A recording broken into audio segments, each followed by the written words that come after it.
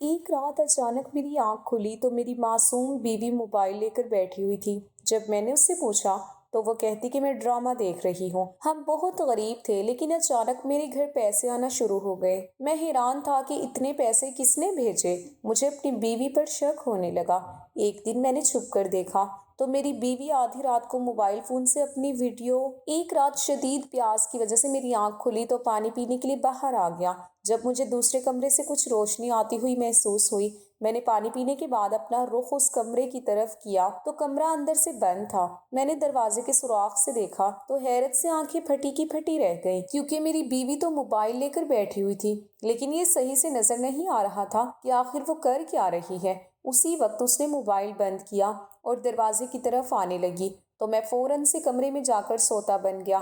آدھی رات کو جب بھی میری آنکھ کھلتی تو میری معصوم بیوی موبائل لے کر سامنے بیٹھی ہوتی۔ میں پوچھتا تو کہتی کہ نیند نہیں آ رہی تھی تو ڈرامہ دیکھنے لگ گئی۔ یہ سب یوں ہی چل رہا تھا، مجھے بھی سمجھ نہ آ رہا تھا۔ میں چینی کی فیکٹری میں کام کرتا تھا، بوریوں کو اٹھا کر گاڑی میں لوڈ کرنا، لیکن میں حلال کما کر خوش تھا۔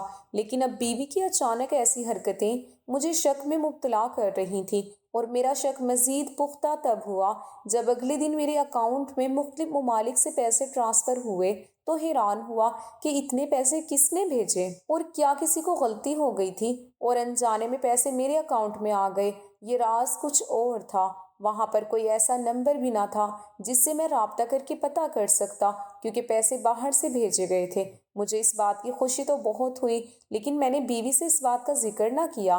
ابھی تک مجھے خود ہی اس بات پر یقین نہ تھا کہ یہ پیسے ہمارے ہیں بھی یا نہیں۔ یہ نہ ہو میں بیوی کو بتا دوں اور جس نے پیسے بھیجے ہیں وہ واپس ہی مانگ لے تو کیا عزت رہ جاتی۔ الٹا بیوی مجھ پر شک کر سکتی تھی۔ شک کا سوچتے ہی میرے ذہن میں کلک سا ہوا تھا، کہیں یہ پیسے مجھے میری بیوی کی وجہ سے تو نہیں بھیجے گئے، کیونکہ بیوی روز دوسرے کمرے میں بیٹھ کر موبائل کے ساتھ کچھ کرتی تھی۔ کہیں میری بیوی کوئی غلط کام تو نہیں کر رہی تھی، شاید پیسوں کی وجہ سے اور ہماری غربت کو دیکھتے وہ غلط راہ پر چل نکلی ہو۔ یہ سب باتیں اس وقت میرے ذہن میں گھوم رہی تھیں، جن کو سوچ سوچ کر میرا سر چکرا رہا تھا۔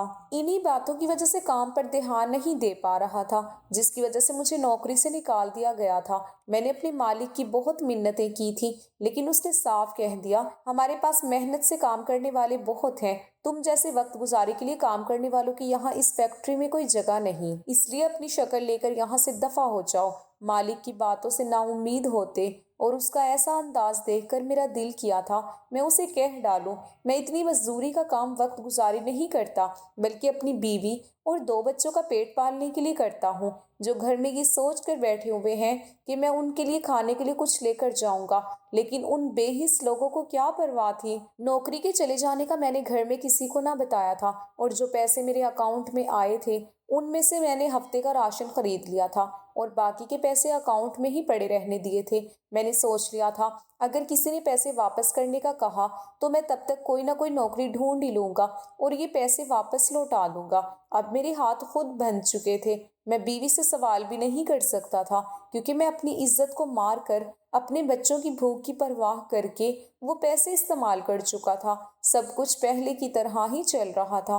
بیوی میری بہت خدمت کرتی تھی، میں نے دیکھا تھا اب وہ روز سونے سے پہلے مجھے دودھ میں روح افزا ڈال کر 1 گلاس لازمی پلاتی تھی، اور یہ سب کچھ عرصہ پہلے سے ہی شروع ہوا تھا۔ جب وہ پہلی بار میرے لیے دودھ بنا کر لائی تھی تب بولی تھی، ساجد میں دیکھتی ہوں آپ ہمارے لیے بہت محنت کرتے ہیں، آپ کے ہاتھوں پر چھالے پڑ چکے ہیں اور اب آپ مجھے پہلے سے کافی کمزور بھی لگنے لگے ہیں، آپ یہ دودھ پی لیا کریں، اس سے آپ کو طاقت ملا کرے گی اور پورا دن سستی نہیں آئے گی۔ میں نے مسکرا کر اپنی بیوی کی طرف دیکھا تھا، جو دن بھر گھر کے کاموں میں مصروف رہنے کی وجہ سے خود کا خیال نہیں رکھ پاتی تھی، لیکن اب وہ میرا بہت خیال رکھ رہی تھی۔ اس دن میرے دل میں میری بیوی کے لیے اور بھی محبت بڑھ گئی۔ میں نے اپنے رب کا شکر ادا کیا تھا جس نے اتنی محبت کرنے والی اور ہر مشکل وقت میں ساتھ دینے والی بیوی کا ساتھ عطا کیا تھا۔ میں نے دودھ پیتے گلاس سائڈ پہ رکھا تھا اور اس کا ہاتھ پکڑ لیا تھا۔ کلثوم، میں اپنے رب کا کس طرح شکر ادا کروں، مجھے سمجھ نہیں آتا، اس نے مجھے اتنی محبت کرنے والی مخلص بیوی جو عطا کی ہے۔ جیسے ہی میں نے یہ بات کہی تھی مجھے یوں لگا تھا میری بیوی کے چہرے کا رنگ بدلا تھا اور اس کے چہرے پر ایک بڑی سی عجیب مسکراہٹ آئی تھی، جس کو دیکھتے میں نے اس وقت اپنا وہم سمجھا تھا۔ مجھے کچھ سمجھ آنے لگی تھی، کیونکہ میں جب بھی وہ دودھ پیتا مجھے بڑی گہری اور سکون کی نیند آ جاتی اور دن بھر خود میں ایک طاقت سی محسوس ہوتی تھی۔ بس صبح جب اٹھتا تو اچانک سر دکھتا تھا، لیکن تھوڑی دیر بعد صحیح ہو جاتا۔ ان سب باتوں کو سوچتے اب میرا شک بیوی پر پختہ ہوتا جا رہا تھا اور دل میں تجسس بڑھتا ہی جا رہا تھا۔ جب میرے دل میں بیوی کی بے وفائی کا خیال آتا تو میری روح لرز جاتی تھی اور میں یہ سب اپنا وہم سمجھ کر اپنے قدم پیچھے کر لیتا تھا، کیونکہ ہماری محبت کی شادی تھی۔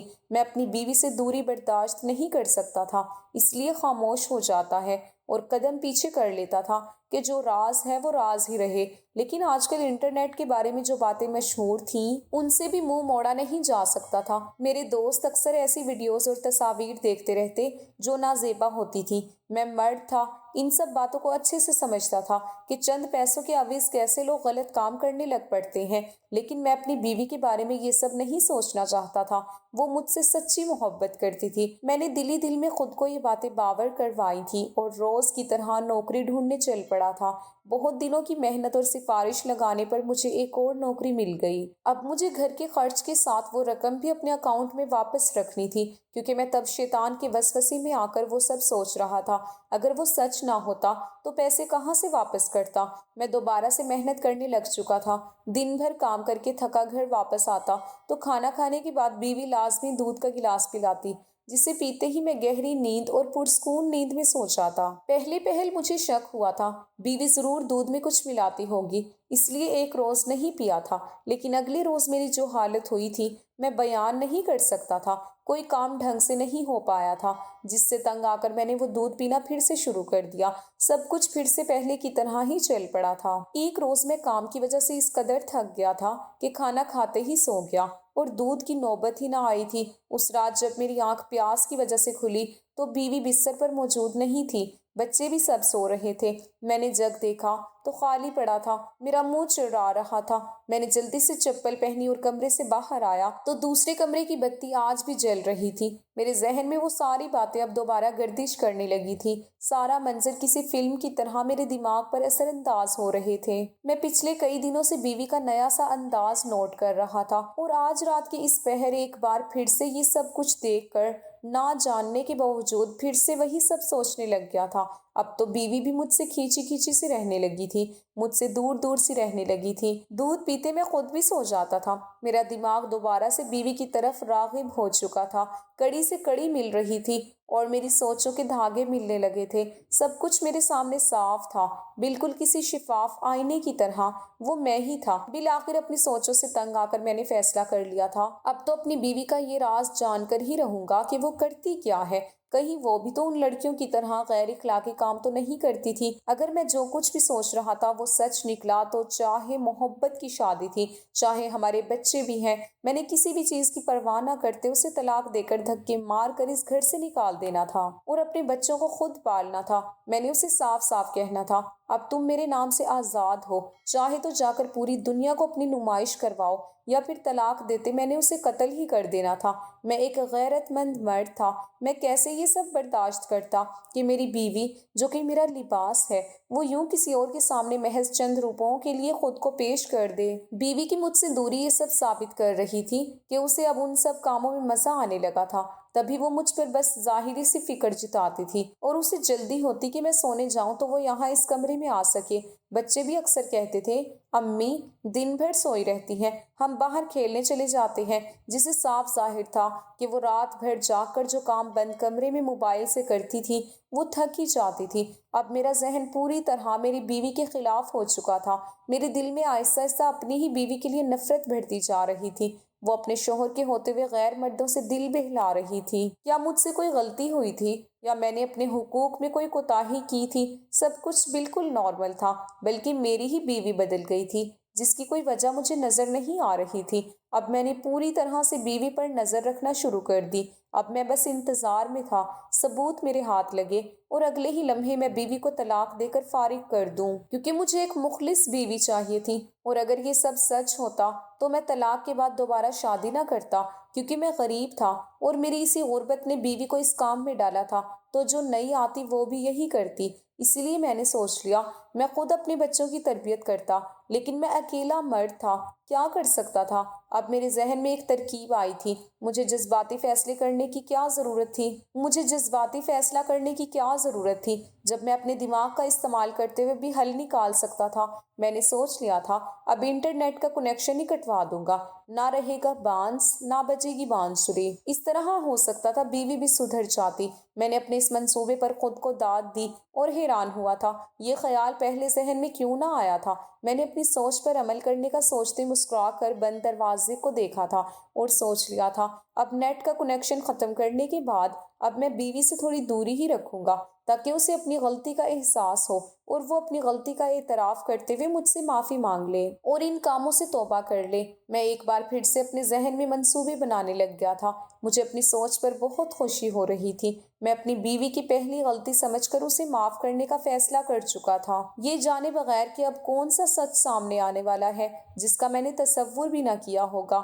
میں معمول کے مطابق صبح اٹھا۔ آج میرا دل چھٹی کرنے کو کر رہا تھا لیکن بیوی کو شک نہ ہو جائے اسی لیے پہلے جا کر کنیکشن کٹوا دیا۔ اس کے بعد آرام سے اپنے کام پر چلا گیا۔ دن بھر میں بہت خوش رہا تھا اور میرے اندازے کے مطابق جب گھر گیا تو بیوی میرے آگے پیچھے گھوم رہی تھی جیسے کچھ کہنا چاہ رہی ہو، بہت بے چینی ہو، لیکن میں نے بھی کوئی اثر نہ لیا اور نہ ہی اسے کچھ محسوس ہونے دیا۔ کھانا ختم کر کے جب میں سونے کے لیے لیٹنے لگا تو وہ بول پڑی، سنیے آج صبح سے نیٹ نہیں چل رہا، آپ ذرا فون کر کے پتہ تو کروائیے۔ یہ بات کہتے ہوئے اس کے چہرے کے تاثرات پریشانی لیے ہوئے تھے۔ میں محض افسوس ہی کر سکتا تھا۔ میری بیوی نے خود کو غلط کاموں میں اس قدر مصروف کر لیا تھا۔ ایک دن نیٹ نہ ہونے پر وہ یوں بن پانی کی مچھلی کی طرح تڑپ رہی تھی۔ میں نے بھی ٹھان لیا تھا بات تو میں ہرگز نہیں کرنے والا تھا۔ ارے تو پریشان ہونے والی کیا بات ہے، یہ سب تو چلتا ہی رہتا ہے، ہو گیا ہوگا کوئی مسئلہ جس کی وجہ سے نیٹ نہیں آ رہا۔ تم یوں نیٹ کے چکر میں پریشان ہونا چھوڑ دو اور گھر پر دھیان دو۔ میں دیکھ رہا ہوں آج کل کچھ زیادہ ہی نیٹ کر رہی ہو، رات بھی کبھی کبھی غائب رہتی ہو۔ اگر میں کچھ پوچھ نہیں رہا تو اس کا مطلب یہ نہیں مجھے کچھ دکھائی بھی نہیں دے رہا، اس لیے خاموشی سے سو جاؤ۔ میں نے اتنے دنوں کی بھڑاس ایک ساتھ ہی نکال لی تھی اور میری باتیں سنتے بیوی نظریں چرانے لگی تھی۔ اس کے چہرے پر شرمندگی بھی تھی اور ڈر بھی واضح تھا جو مجھے محسوس ہو رہا تھا۔ میں تو بس آپ سے اس لیے کہہ رہی تھی کہ آج نیا ڈرامہ آنے والا تھا، مجھے وہ دیکھنا تھا، اس لیے کہا تھا۔ اب غصہ نہ ہو، سو جائیں۔ اس رات بیوی میرے پاس ہی رہی تھی۔ میں رات میں دوبارہ اٹھا تھا اور اسے پاس دیکھتے ہی دل ہی دل میں نے سوچ لیا تھا کہ میں بیوی کو اتنی آسانی سے معاف نہیں کرنے والا تھا۔ اگلے روز میری بیٹی کی اچانک سے طبیعت خراب ہو گئی، اسے ہسپتال میں داخل کروانا پڑا تھا۔ میں سب سے مدد مانگتا پھر رہا تھا۔ میری بیوی الگ سے رو رہی تھی، لیکن برے وقت میں غریب کی مدد اس کے اپنے ہی نہیں کرتے۔ میں تو غیروں سے امید باندھ کر بیٹھا ہوا تھا جب اچانک سے ایک بار پھر میرے اکاؤنٹ میں پیسے ٹرانسفر کیے گئے۔ جس نے بھی کیے تھے، یہ سوچنے کا وقت نہیں تھا۔ بیٹی کی حالت کافی تشویشناک تھی۔ میں نے جلدی سے پیسے جمع کروائے تو بیٹی کا علاج شروع ہوا تھا۔ 2 ہفتے ہسپتال میں داخل رہنے کے بعد میری بچی واپس سے صحیح ہوئی۔ میں خود کو زمین میں گرتا ہوا محسوس کر رہا تھا۔ جس کام کے لیے میں نے نیٹ کٹوایا، آج انہی پیسوں کی وجہ سے میری بیٹی کی جان بچ گئی اور دوسرے ہی روز پتہ نہیں کیسے نیٹ خود سے چل پڑا تھا۔ ہم سب آس پاس کے گھر والے مل کر نیٹ کا بل دیتے تھے، اس لیے بل زیادہ نہیں بنتا تھا اور شاید ان میں سے ہی کسی نے میری بیوی کی مدد کرتے کنیکشن پھر سے بحال کروا دیا تھا۔ اس بار میں نے کوئی سوال جواب نہیں کیا تھا۔ بیوی نے پھر سے وہی کام شروع کر دیا۔ میں اب اکثر اسے شرمندہ نظر آتا تھا کیونکہ پچھلی بار بھی انہی پیسوں سے گھر چلا تھا اور اس بار بھی انہی پیسوں کی بدولت میری بیٹی کی جان بچ گئی تھی۔ میں نے بھی شاید اپنے ضمیر کو تھپکی دیتے سلا دیا تھا، لیکن یہ سب زیادہ دن تک نہیں چل سکا۔ میں مرد تھا اور مجھ میں اتنی برداشت نہ تھی کہ بیوی کو یہ سب کرنے دیتا، اسی لیے اب میں نے آر یا پار کرنے کا سوچ لیا تھا۔ میں نے فیصلہ کر لیا تھا کہ اب پہلے میں خود سچ کا پتہ لگاؤں گا اور پھر بیوی کو اس کے انجام تک پہنچاؤں گا، لیکن میں بغیر ثبوتوں کے بیوی پر الزام نہیں لگا سکتا تھا۔ اگر وہ مکر جاتی تو پورے محلے والے اس کا ساتھ دیتے اور مجھ پر تھو تھو کرتے، اور میں نے باقاعدہ بیوی کا سچ جاننے کے لیے سوچا تھا کہ میں اسے بار بار ایسی باتیں کر کے شرمندہ کروں گا کہ وہ خود اپنا سچ بتا دے۔ اگلے روز میں نے صبح اٹھتے ہی بیوی سے پوچھا تھا، کیسی چل رہی ہے تمہاری رات کی ڈیوٹی؟ ویسے مزہ تو بڑا آتا ہوگا نا، یوں رات کے اندھیرے میں سب لوگوں پر لعنت بھیجتے ہوئے۔ یہ سب کرتے ہوئے میں نے معنی خیز بیوی کو آنکھ مارتے ہوئے پوچھا تھا۔ میری باتوں سے بیوی کے چہرے سے خون چھلکنے لگا تھا اور وہ ماتھے پر شکن لائے بولی تھی، یہ کیا کہہ رہی ہیں آپ؟ مجھے آپ کی باتیں ذرا بھی سمجھ نہیں آ رہی، صاف صاف کہیں کیا کہنا چاہتے ہیں؟ برتن دھوتے ہوئے میری طرف بھی مڑ مڑ کر دیکھ رہی تھی۔ تمہیں تو صرف مزہ آتا ہے، سمجھ کیوں آئے گی؟ ویسے میں ڈرامے کی بات کر رہا ہوں۔ جب رات کے اندھیرے میں بند کمرے میں اکیلے بیٹھ کر موبائل پر ڈرامہ دیکھتی ہو تو مزہ تو آتا ہوگا نا؟ ہاں صحیح کہہ رہی ہیں، اتنا مزاحیہ ڈرامہ ہوتا ہے، کیا بتاؤں آپ کو؟ بیوی نے زبردستی کا ہنسنے کی کوشش کرتے ہوئے کہا تھا۔ اس کا رنگ ایک دم پیلا پڑ چکا تھا۔ میں کیا سوچ رہا ہوں، آج میں بھی تھوڑے مزے لے ہی لوں، کیوں نہ ہم دونوں مل کر ڈرامہ دیکھیں؟ نہیں، آپ کیسے دیکھ سکتے ہیں؟ آپ کو تو کام پر بھی جانا ہوتا ہے اور ڈرامہ تو 1 گھنٹے کا ہوتا ہے، آپ کا وقت برباد ہوگا، آپ کو پسند بھی نہیں آئے گا۔ بیوی گھبراتی ہوئی جلدی جلدی میں بولتی جا رہی تھی۔ ہاں تم صحیح کہہ رہی ہو، وقت برباد ہوگا، تم ہی دیکھنا، میرے پاس واقعی وقت کہاں ہے؟ جلدی سے ناشتہ ختم کر کے باہر کی راہ لی تھی، کہیں کام سے دیر نہ ہو جائے۔ میں سارے راستے سوچ رہا تھا۔ بیوی باتوں میں تو نہ آئی تھی، لیکن اس کا یوں گھبرا جانا مجھے اور یہ سب کرنے پر اور کوئی سخت قدم اٹھانے پر مجبور کر رہا تھا۔ میں نے سوچ لیا تھا آج میں نے سونے کا ناٹک کر کے اپنی جگہ پر تکیہ رکھ کے پہلے ہی دوسرے کمرے میں چھپ کر بیٹھ جاؤں گا اور ساتھ میں اپنے فون کا کیمرہ آن کر کے سب کچھ ریکارڈ بھی کر لوں گا تاکہ بیوی پھر مکر نہ سکے۔ میں سارا دن یہی منصوبہ بناتے ہوئے کام کر کے رات ہونے سے پہلے گھر واپس آ گیا تھا۔ گھر آتے ہی میں نے جلدی سے غسل کیا تھا اور کھانا کھانے کے بعد جب بیوی نے دودھ لا کر دیا تو اس کی نظروں سے بچا وہ دودھ گرا دیا اور سونے کے لیے لیٹ گیا۔ بیوی باورچی خانے کا کہتے کمرے سے چلی گئی۔ میں ابھی تکیہ رکھ کر جلدی سے دوسرے والے کمرے میں چھپ کر بیٹھ گیا۔ میرا دل زور زور سے دھڑک رہا تھا۔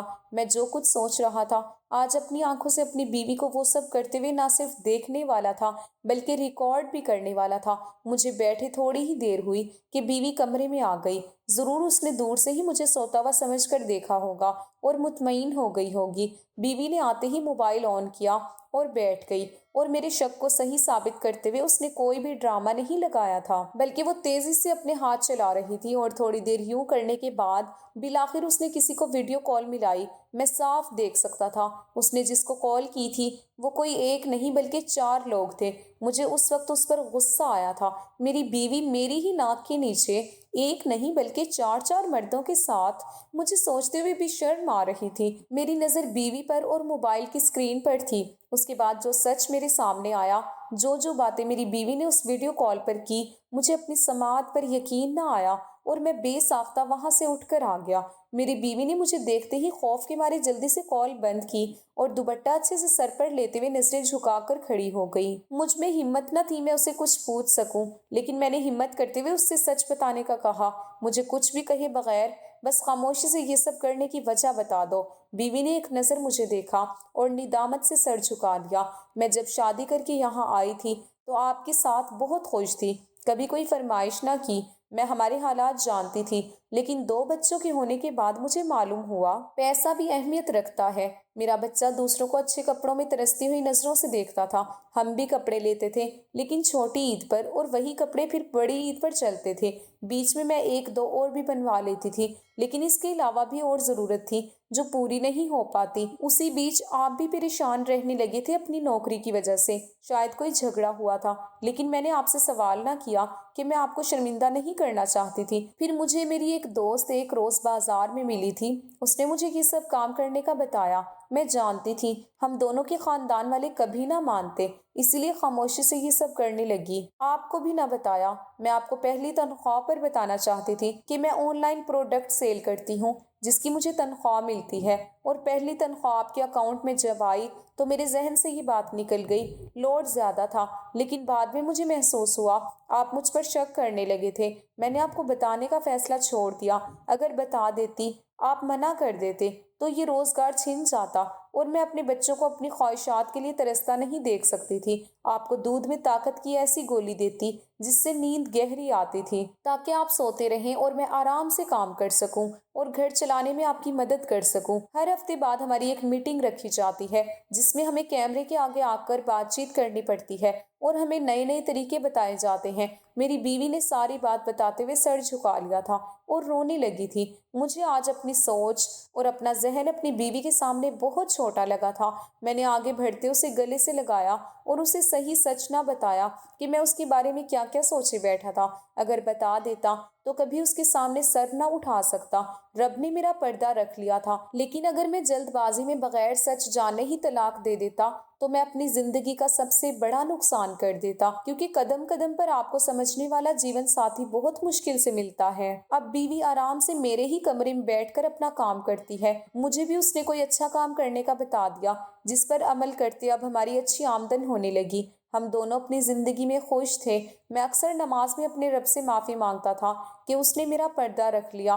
مجھ میں بھی ہمت نہ تھی میں اپنی بیوی کو اپنے حالات کے بارے میں بتا سکتا، اسی لیے رب سے معافی مانگتا اور پہلے سے بڑھ کر بیوی سے پیار کرتا، اس کا خیال رکھتا۔ میری سب سے یہی گزارش ہے، اول تو شک کرے ہی نہ، اور اگر کر بھی لیں تو کبھی بھی شک کی بنا پر غلط فیصلہ نہیں کرنا چاہیے، بلکہ پورا سچ جان کر فیصلہ کرنا چاہیے۔ آپ کو کیا لگتا ہے، میری بیوی نے کام کرنے کا فیصلہ کرتے ہوئے میرا ہاتھ بٹانے کی کوشش کر کے صحیح کیا؟ کیا میں نے بیوی پر شک کرتے صحیح کیا تھا اور مجھے بیوی کو اپنے خیالات کا بتا دینا چاہیے تھا کہ غلط فہمی کے چلتے میں اس کو طلاق دینے کا فیصلہ کر چکا تھا؟